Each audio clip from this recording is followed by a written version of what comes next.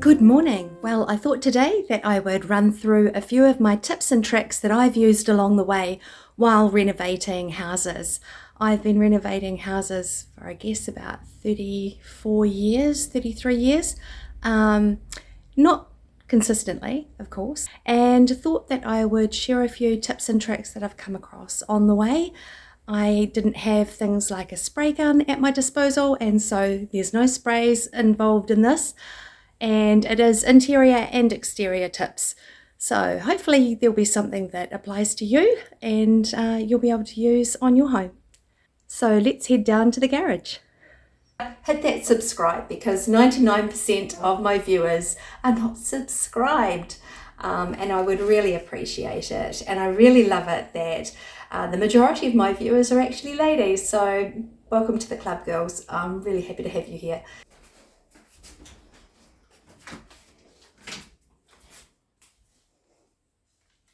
So this is everything that I have used to paint my house inside and out.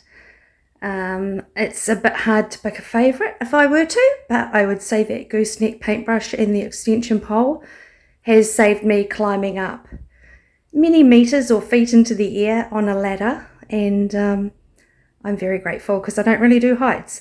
So, where to start?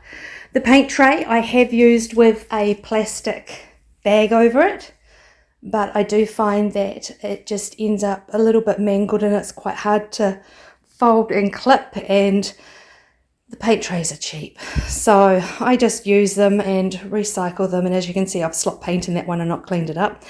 The drop sheet I use for everything from pruning hedges to painting inside and out, as well as when I'm scraping weatherboards and things like that. So highly recommend a decent tarpaulin for a drop sheet.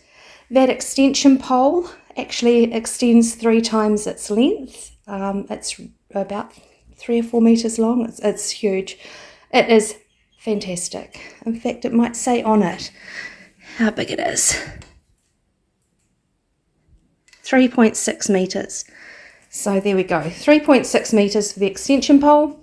The tape there, I very, very, very rarely use. I prefer not to. It's sort of messy, takes time, and just as quick just to get on and cut in.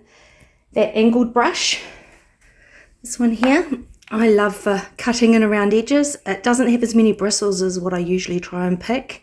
So I don't find it's a brilliant brush, but it's very good for cutting in. You can get in nice and neat and close.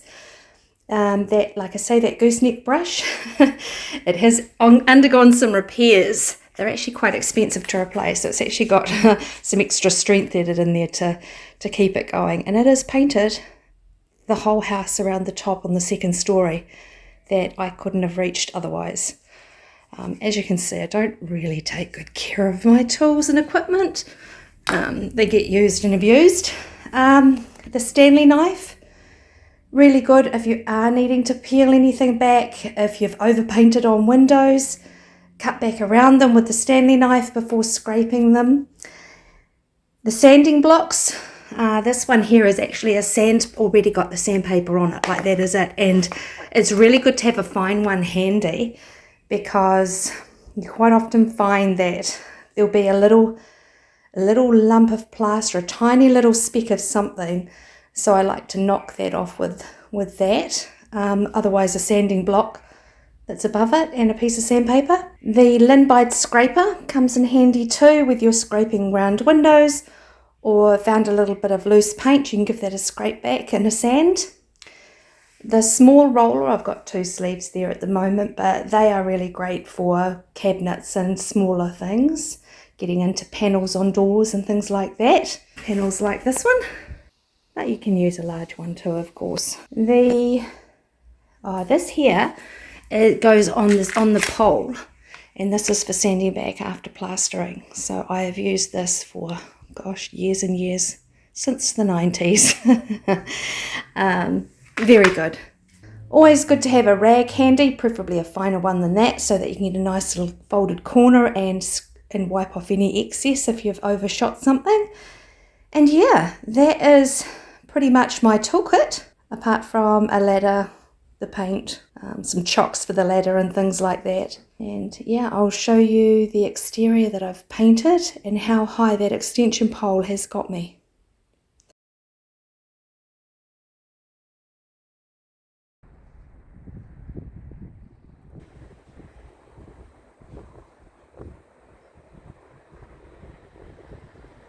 Hopefully you all know that when it comes to painting timber, you paint in the direction of the grain, not up and down, and you do not need to follow the lines. You just go backwards and forwards following that direction, that general direction. But I think everybody knows that one. Now what I haven't included in that list is a paint stirring stick. Really, really important you have a good heavy duty paint stirring stick or some way to mix the paint. Right, so I've given that paint a really good stir and I will show you how I cut in. It is white on white, I'm afraid, because the garage is white, so I can't really use a different colour, which would have been ideal, but anyway, we'll do it this way. So I've loaded the brush and I've tapped it off on the side of the bucket. So first off, I'll just paint down close to the edge. I am doing this through the camera, which is not easy. And then the next bit, I will, don't want too much on the edge, I will come in like this and paint down the edge. Now, if this was a different colour that I was painting over, I would do the first coat of paint up very, very close to, and then I would do the second coat bringing it right up to that edge. And what I like to do as well is keep a wet edge all the time. I will do one wall at a time so that I keep the wet edge going, and then infill with the roller in between. So if I was painting this, say this was a room rather than the garage, but if I was painting the whole room, I would start off with painting the ceiling white first. Then I would do all the door trims and architraves if there are architraves, and I would do the skirting as well. So scotia, ceiling scotia, door frames and trims, and the end round windows as well, and the skirting. Say this was, a lovely shade of yellow perhaps. Then I would do a first coat bringing it up close to that white edge. So I like about 1 centimetre off. It just means that when you come over it, your paintbrush glides a lot easier. If you don't, you're trying to constantly reload the brush and you never have enough paint. And so it just means that you can keep going. And unless you're painting over, say, black and you're going to white, you're going to be able to do it in one coat usually fairly easily. Otherwise you might have to do it a two coat. I will then go into the corners as well, and I'll do both sides of the corners. After I've outlined around doors or windows that are on a wall, then I will infill with the roller and then move on to the next wall, starting with that corner that I've already painted, and going from there. Just rinse and repeat until the room is done. That's what I do. I like to go one wall at a time, and it goes really fast. You can actually paint a room on a really nice warm day. You can paint a bedroom or a normal size room, 2 coats easily in a day, no problem at all. Generally dry times around a couple of hours, but check your paint, and it all depends on humidity and how hot or cold it is as well. So do check, because some climates of course will be different to where I am. I also like to check as well before I move on to the second wall. I check for any lines that I might have left with the roller. So sometimes you might get the edge of the rollers a little bit heavily loaded perhaps, and it leaves a line. I always make sure that I've rolled that out, and I always have the direction of the roller. This one's got little bits of plastic stuck to it. I haven't had it in the cover. So I always have the direction of the roller. Say this edge will get too loaded up with paint, and so I will move into that so that you're keeping it nice and clean. Do the second coat, I would bring it right all the way up. Next bit, I will, don't want too much on the edge, I will come in like this and paint down the edge. Your paintbrush glides a lot easier, and then infill with the colour.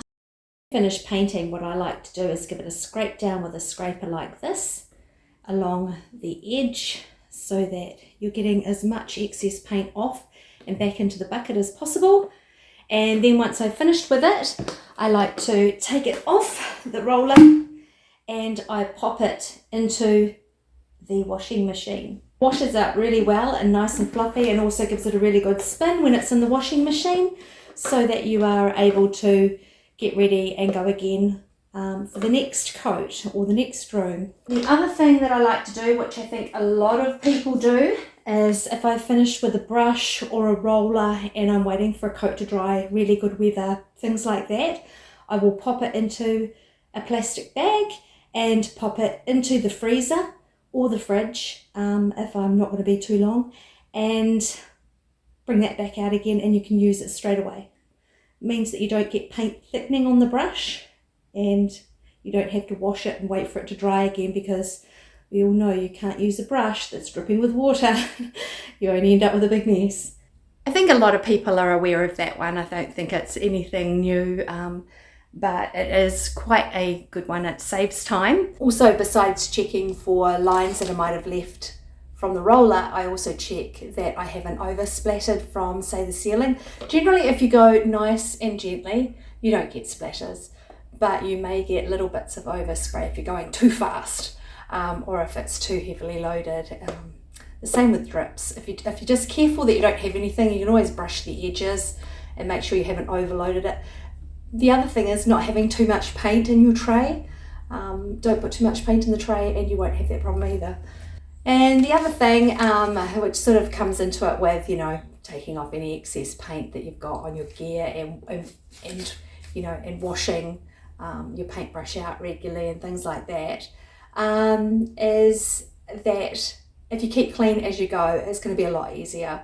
So be really careful with things like your tarpaulin. If you've got a paint cover that's been dripped with paint, not only could that go through the paint onto your flooring, but when you go to move it around the room, make sure that you don't flip it over, because you will end up smearing paint everywhere. And yeah, a damp cloth always comes in handy as well, wiping off things as well as you're working to keep clean. So the cleaner that you keep it, the nicer I think it is at the end. You don't have as big a clean up in the room. It's just a matter of scraping back your equipment. I like I say, pop the roller sleeve into the washing machine, not the roller. I take it off it. You will get painted hands, but that's okay, they wash.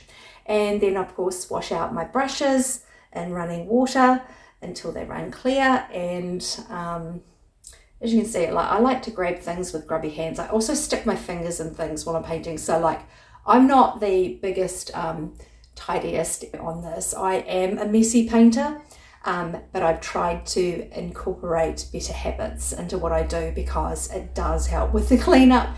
And your favorite brushes, although this isn't really my favorite, I lost my favorite, it got a bit worn out.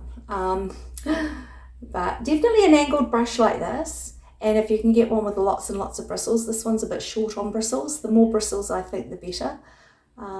You just get a nicer, smoother finish. And yeah, and the other thing is, when I roller, I always roller right up as close as I can get to where I've just painted. So you get a brush stroke line with whatever you've done, and putting the roller across it just gives you the same finish as the rest of your walls, depending on what sort of roller you've chosen. So yeah, I think that is probably everything for today. I can't think of anything I might have missed. If you do have any questions, do let me know. If I don't know the answer, I'll try and find out.